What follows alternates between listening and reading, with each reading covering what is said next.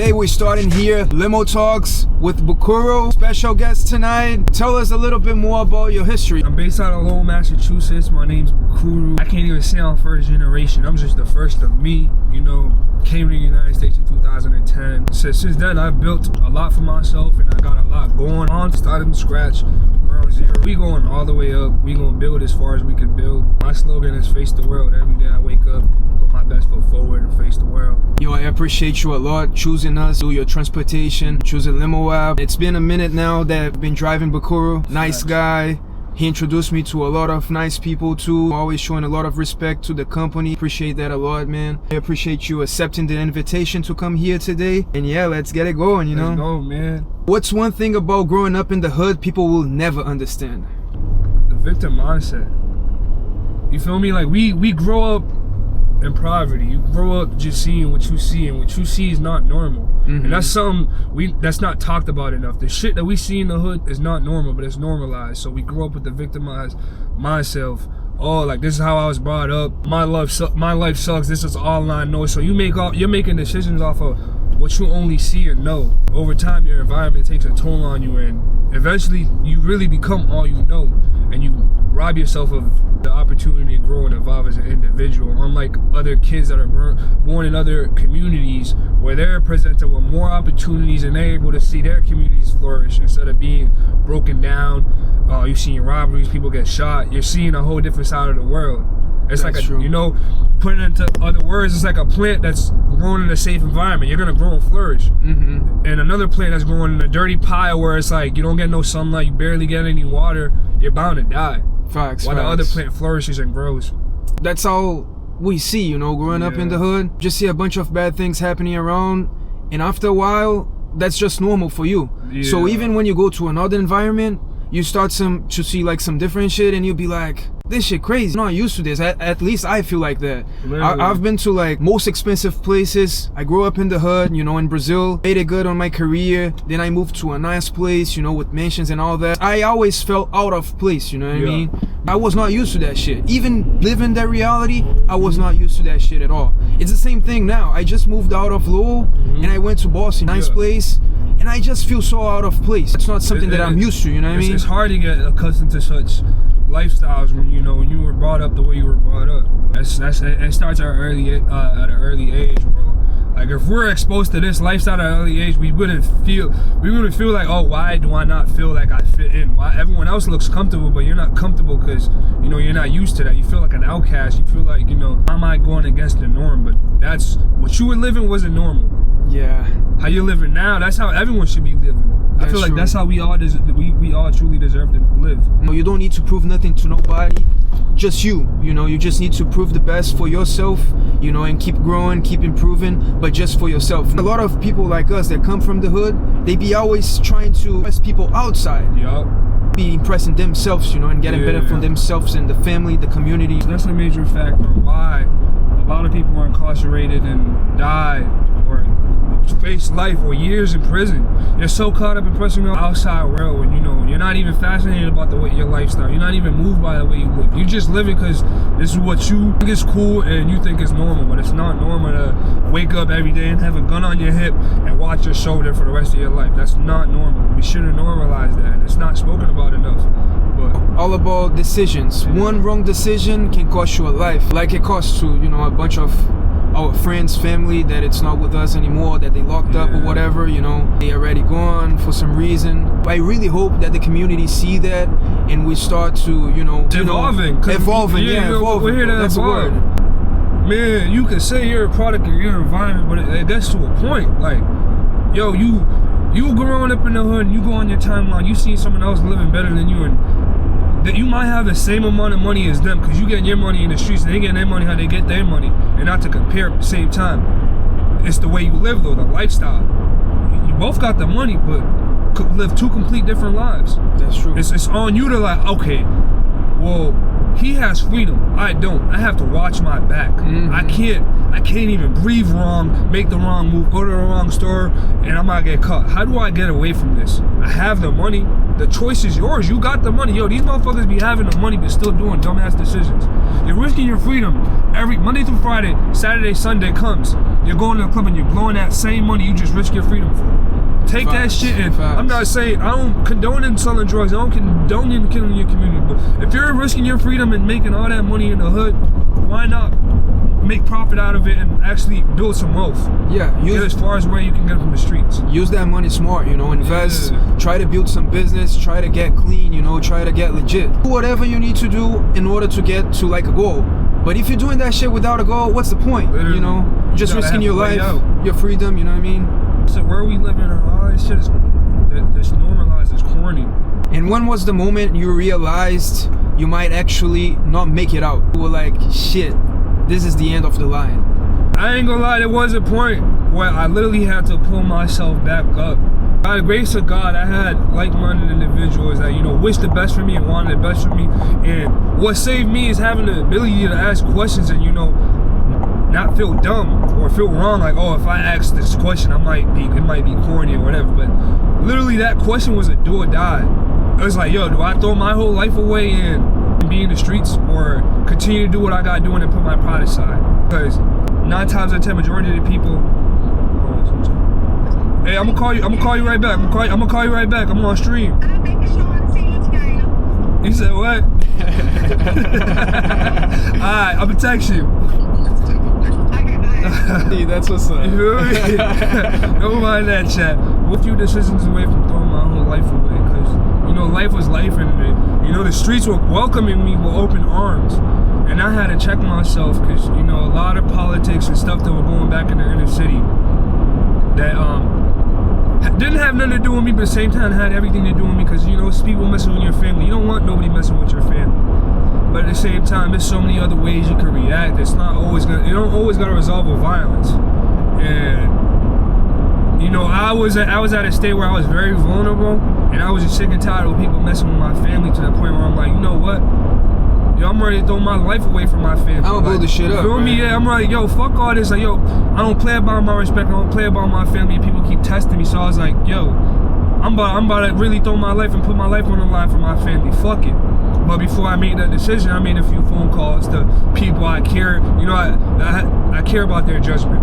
And I asked them, like, yo, so-and-so, this and this is going on. What do you think I should do and how should I? They're like, well, you got this and this going on for yourself.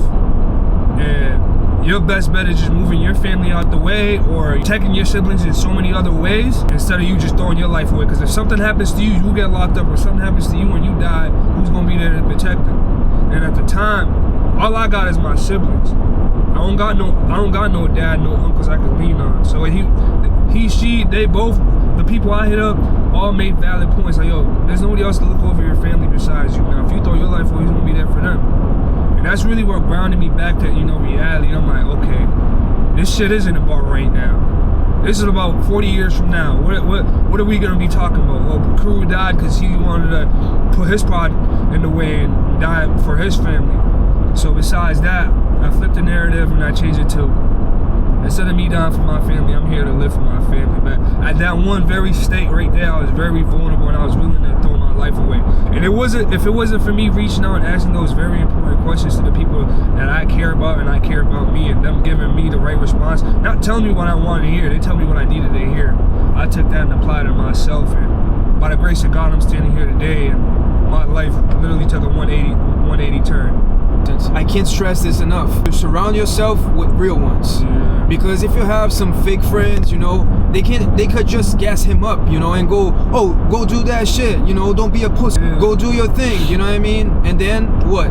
30 years later, they probably live in another life. Ooh. They probably have a family. They don't care about you. Facts. They're not visiting you when you're down, you know what I mean?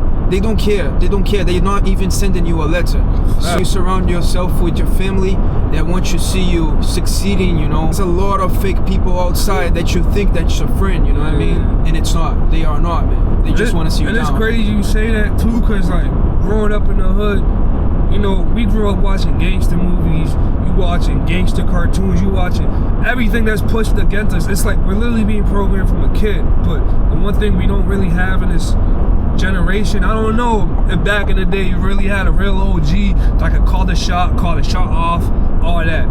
Nowadays it's 2025. There is no real big homies. There is no OGs. There is no older niggas telling these young niggas, hey, chill up, bro. It's a free for all. You feel me? It's a free for all. These little niggas will take the OG out. The OG out will take the little nigga out. It's slimy out here. The streets is washed up. The streets is a lie. The streets is a myth. Like, you gotta save yourself. At this rate, it's on you where you want to get to.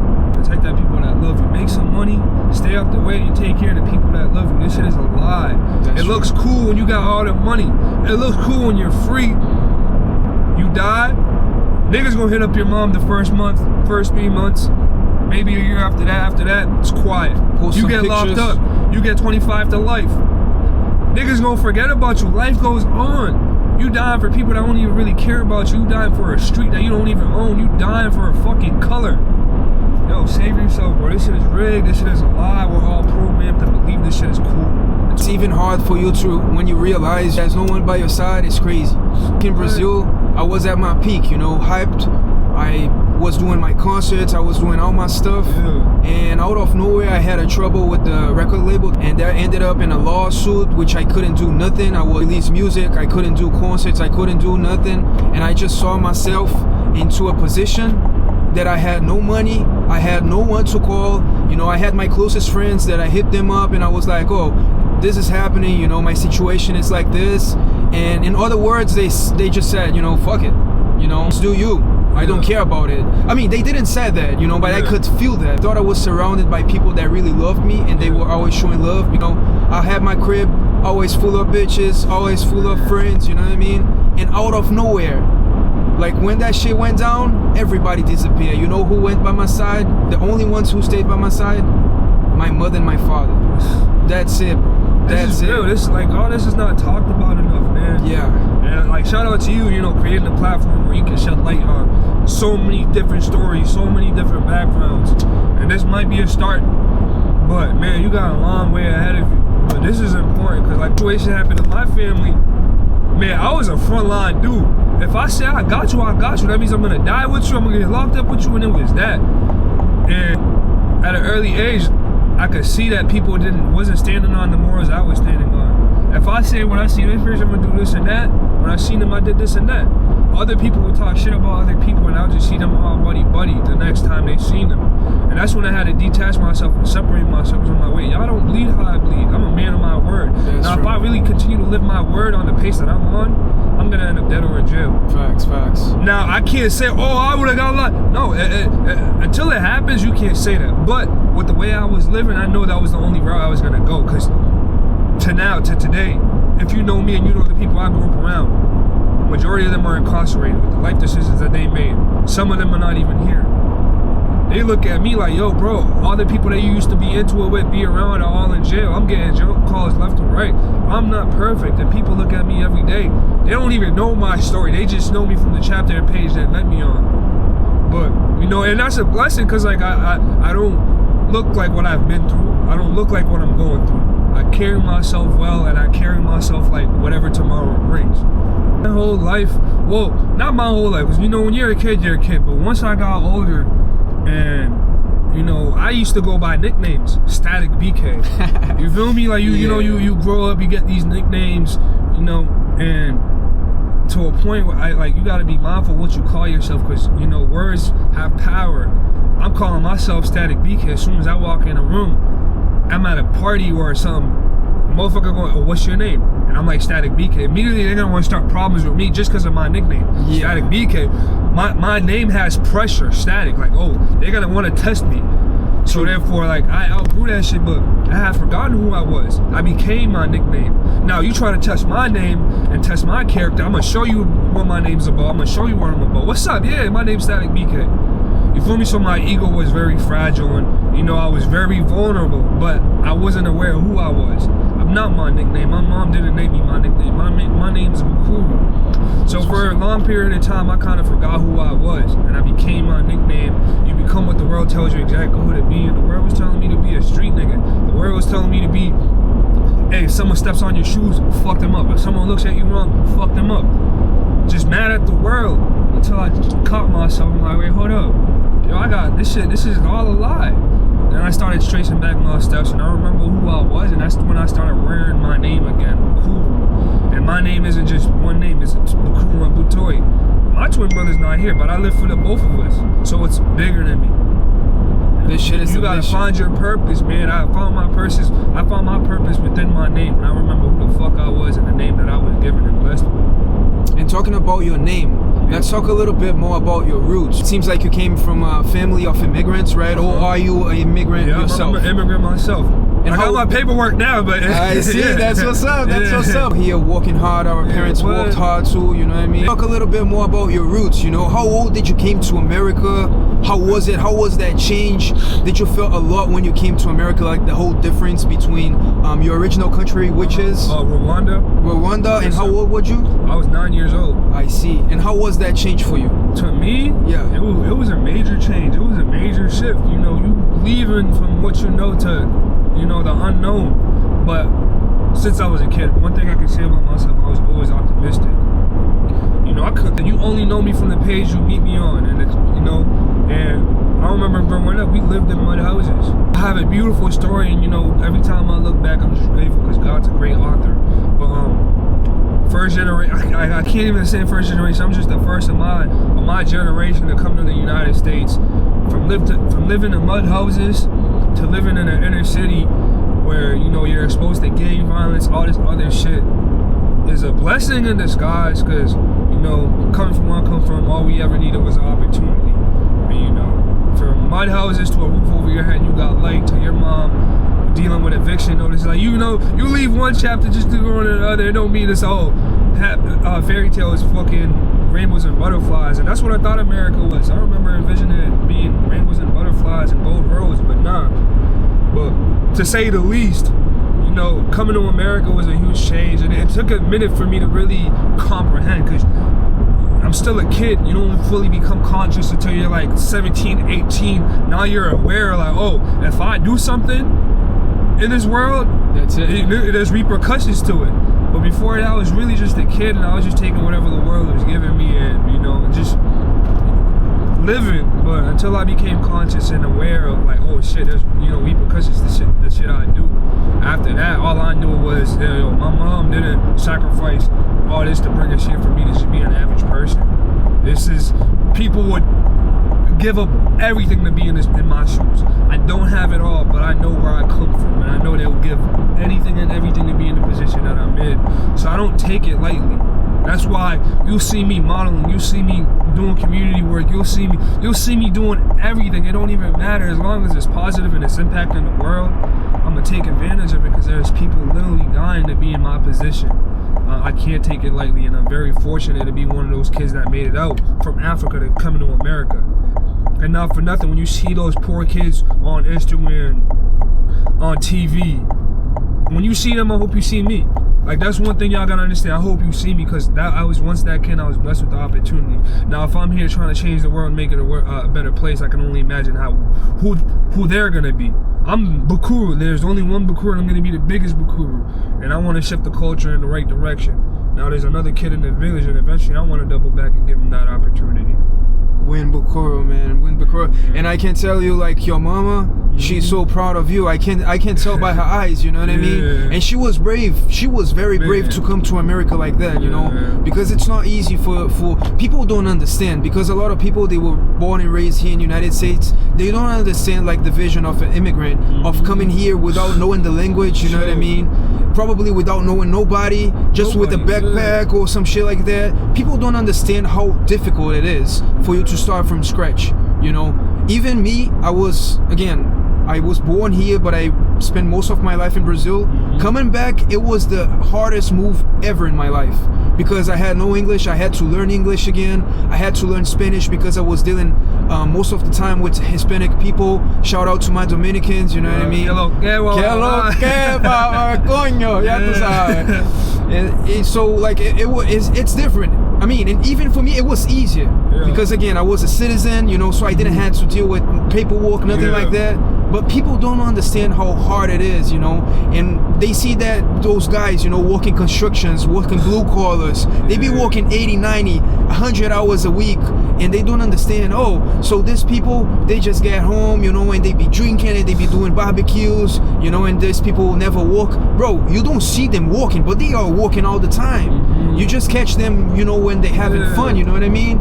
And that doesn't mean that they not outside working. I can guarantee you, if they stay in here, if they live in, if they able to pay the bills, pay the taxes, whatever they doing, they be busting their ass off out in the field, you know what I mean? The hardest workers, bro.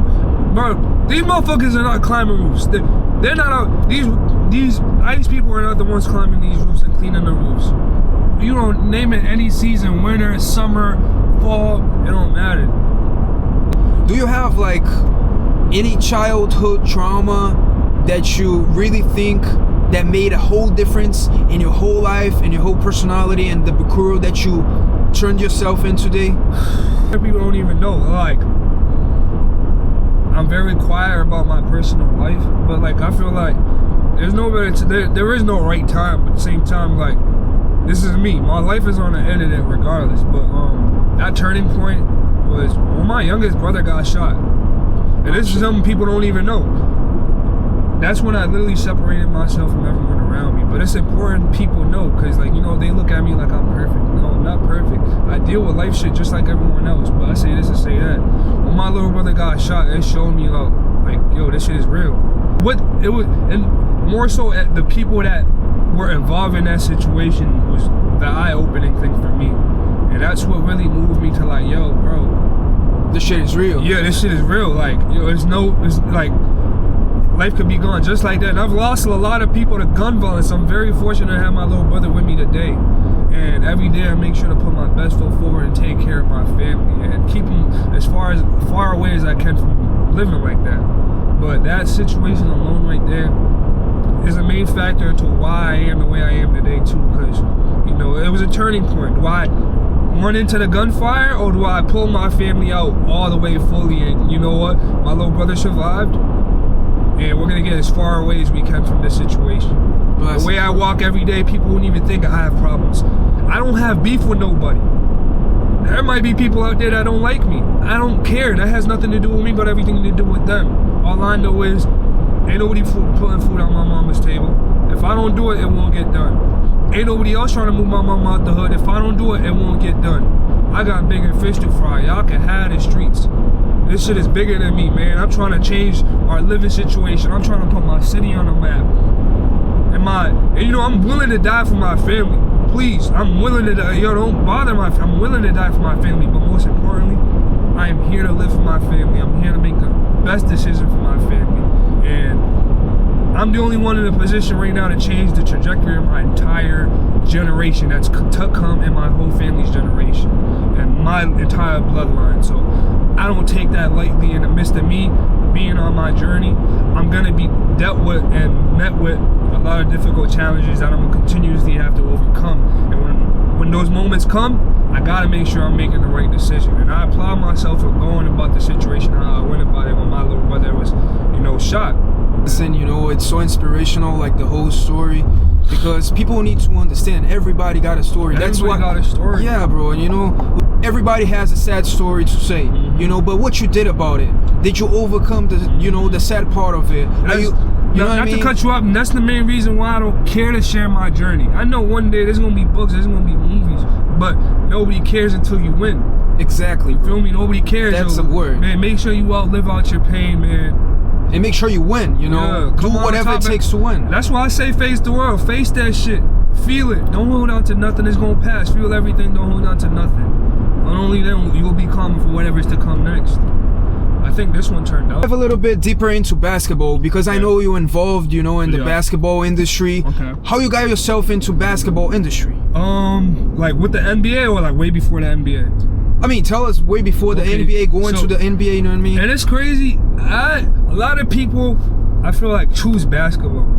Me personally, like being coming from Africa, coming to America, coming from Africa to America, I'm going off of whatever. You could have handed me a gun and told me go to the army, and if that's what I'm exposed to, that's what I'm gonna become. So you're very naive, and at an early age, I wasn't into sports. I'm just going to school because I'm told to go to school. I'm learning about the school environment, learning how to learn. As simple as that. And I didn't touch a basketball until 8th grade. Summer of 7th grade going to 8th grade. He had a basketball workout. He was good at playing basketball. I wasn't. I was an athlete. I was a track star. And before that, they just see me running at recess. And one of the track coaches like, yo, you can run fast. Yo, come on the track team. I get on the track team. I was the fastest kid on the team. Cool. I didn't know I was a track star. I could run. They put me on the team. Okay, cool. I'm on the team. Now one summer, my boy's working out with this dude. I'm me to the workouts, and I'm just watching him work out. And his coach is like, yo, wait, how tall are you? I'm like, I'm 6 foot. So what grade are you in? I'm like, I'm going to 8th grade. He goes, yo, you're tall, bro. He's like, yo, you ever thought about playing basketball? I was like, nah, I've never really played basketball. And his name is Bear, so he put a basketball in my hand. He's like, you show up once a week. I'm gonna teach you how to, how to shoot, how to dribble, all that. He starts teaching me the fundamentals. And what's crazy, he's really one of the most important people in my life, because basketball literally became a vehicle for me. He exposed me for the basketball, and he made me actually have a care for it, because I didn't care for nothing, and I'm only going off of what people were exposing me to. So he exposed me to basketball, shared the love and passion for it. The game might have not loved me back, or maybe me and the game didn't love each other back fully, but me being exposed to basketball and being away on the weekends was a major factor into who I am today as well. Being away on the weekends, if I'm away on the weekend, that means I don't gotta be in the hood doing dumb shit. That's true. So every weekend we got tournaments. While I'm at practices, I'm meeting all these other kids that come from different backgrounds. We're sharing our stories. We easily connect, and we all have one goal: to go to the NBA. Now you're meeting people with dreams. When you go in the hood, a lot of dreams already died. You go to these basketball workouts, these kids' dreams are still alive. We talk about the NBA, going to college for free. You go back to the hood, hey man, we gotta find a lick. We gotta go rob somebody. We gotta go steal something. So every time I go to practice, every time I go to a tournament, it's a free refresh. I go back to the hood, damn, I might not make it out. I'm in the gym, I'm gonna make it out. So basketball became a vehicle for me. I built long life friendships through basketball, and my basketball career ended short because I ended up tearing my ACL, and after that, that's when I realized, more than an athlete, and I started diving into who am I for real. And those are questions a lot of people run away from. They don't face themselves. I sat with myself when I tear my ACL, and that's when I started digging deep into who I was, because all I knew was work out and I'm gonna go to the NBA. Reality check. Damn, it looks like I'm not going to the league. I busted my knee. College coaches stopped reaching out to me. Who am I? What's next for me? Where do I go from here? And that's when I realized that, I'm more than just an athlete. I like doing community stuff. I kind of like dressing up and modeling. I start diving into all these other stuff, and that's something a lot of athletes don't even get to experience, because all they know is basketball. They go to college, graduate, have identity crisis. Who am I? What am I doing? And I'm glad I faced that shit early, because, a lot of people are lost my age right now getting out of college. Would you say basketball gave you hope and purpose in life? Yes. And basketball is one of the main reasons too. There's a lot of reasons why I am where I'm at right now, but basketball is one of the biggest reasons, because it became a vehicle for me. Instead of a sport, it became like a car. I picked up the basketball. Even when I stopped dribbling it, the relationships and the way, all the stuff that I picked up from being, having teammates, working with a team, took me further than I could have ever gotten. And basketball being a vehicle, the relationship I built through basketball, I ended up landing a job with the Celtics, all through basketball. I graduate, I gotta get a regular job. I start working at a Stop and Shop, but I've always optimistic. Never settle, always think high of yourself. Cool, I'm not going to the league no more, but what's next for me? I'm gonna be the biggest movie star. I'm telling my teachers, as soon as I graduate, I'm going to Hollywood. Word. You feel me? COVID hits, fuck. I gotta pivot. What's next? I end up getting a job at a Stop and Shop. None of my classmates are working there. I'm getting paid like $20 an hour. I'm looking around, none of my classmates are there. I'm like, what the fuck? These motherfuckers don't like money, so I'm hustling. And one thing leads to another. A year goes by, I end up seeing one of my friends that's been with the Boston Celtics. He ends up landing me a job with the Celtics. Next thing you know, like a few months go on, and I catch myself looking at the banners. I'm like, yo, I remember I prayed for this. I remember I used to, like I wanted to be a part of the NBA. I wanted to get there as an NBA player, but God is the best planner. I don't question God. We might pivot, we might this, but the destination is always going to be to the top. So I catch myself looking up at the banners, and I'm like, wait, hold up, I prayed for this. And, I thought I was going to get here as a player, but I came here as a locker room attendant. I'm the one accommodating the players, It's humbling, but at the same time, it's dope to see, like, yo, I'm living out, a private prayer. But you're still living your dream, you know what I mean? Yeah, you gotta be grateful, it was just like bro. a little pivot. Yeah. I wanted to come there as a driver, but, I pulled up over there as the dude that's in the back of the bus, making sure I got to pick up the bags and stuff. If you only had one advice for the youth, one piece of advice for the youth, what would you tell them? I can't express this enough, man. My one piece of advice to the youth is be yourself. Be your full, authentic self. If you're deemed as that weird, corny dude, embrace that shit. That's what makes you different. That's what makes you you.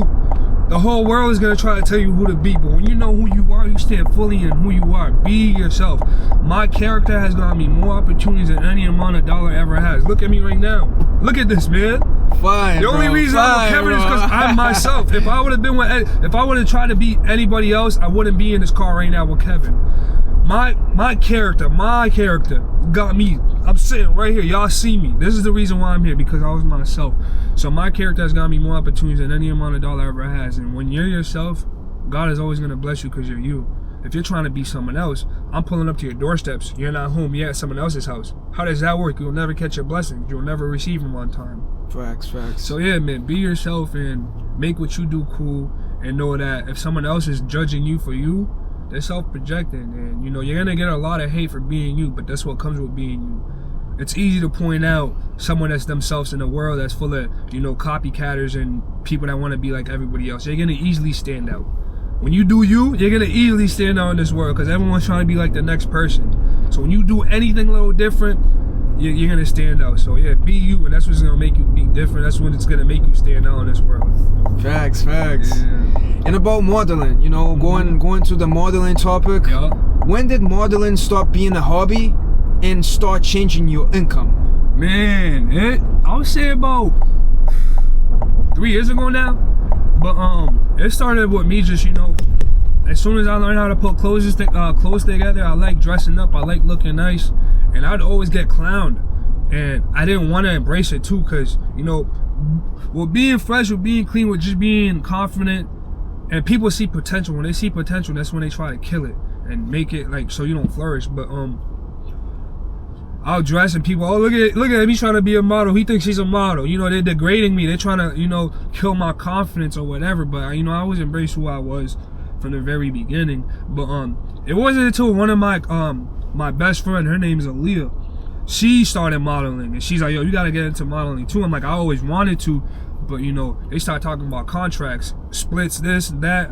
I can't post certain pictures. It scared me. I was like, whoa, nah. I like posting when I could post. I like doing this and whatever.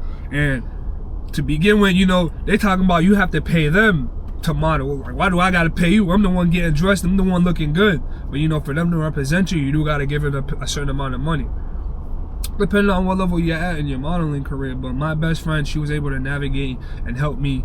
She was able to help me navigate throughout, my contracts and what I wanted to do.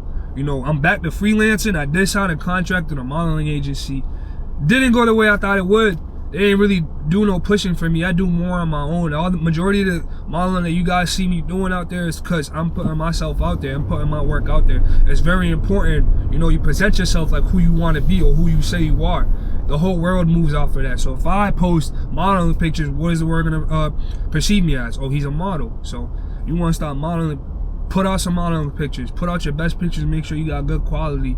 But And that's the that's like the biggest mistake from anyone that is starting, that they think they actually need somebody, they actually need an agency. You just need you. They will not do shit for you. So if you're popping, you know, if you're getting hyped and all that, they will just push you. But if you're not doing nothing, they will do nothing about you. You know what I mean? And sometimes most people, they will think, oh, it's their fault, you know, they screwing up with me, they made me sign the contract. But no, it's your fault though. It's like your duty to like do your shit and making sure that you're having progress, that you're doing some sort of progress towards the goal, you know what I mean? Which is like getting famous, you know, getting followers, getting contracts, or, you know, getting brand deals and stuff like that.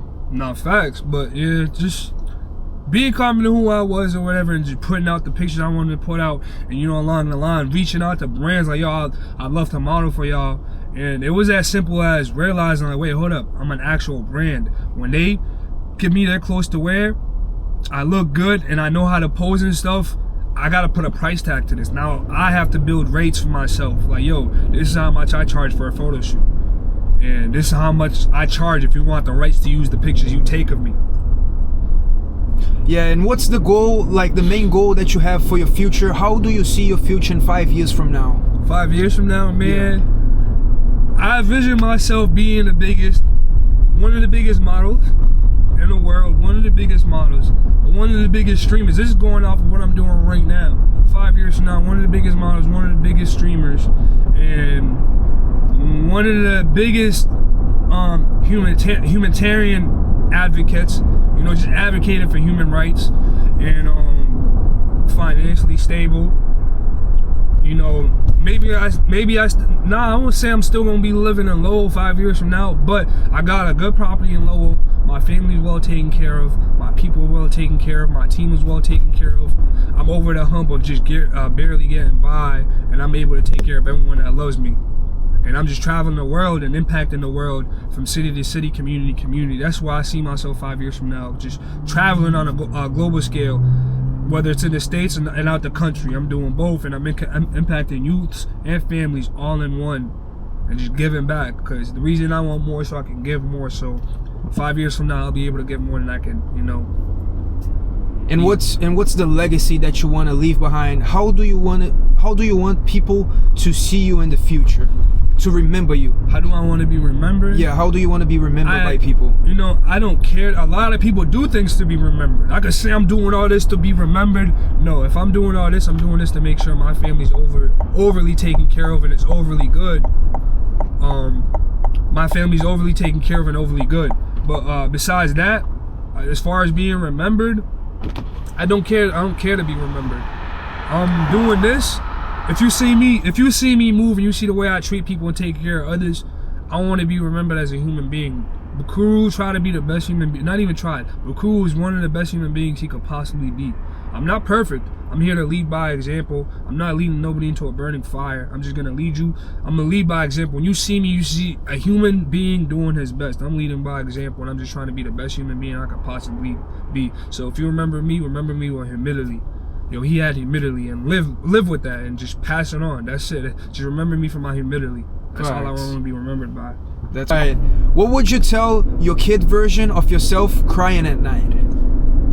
Man, I'm speaking to myself. I'm speaking to a little kid, but I'm also speaking to whoever watching. Like, those emotions that you're feeling, feel them, understand them. It's all an opportunity to grow.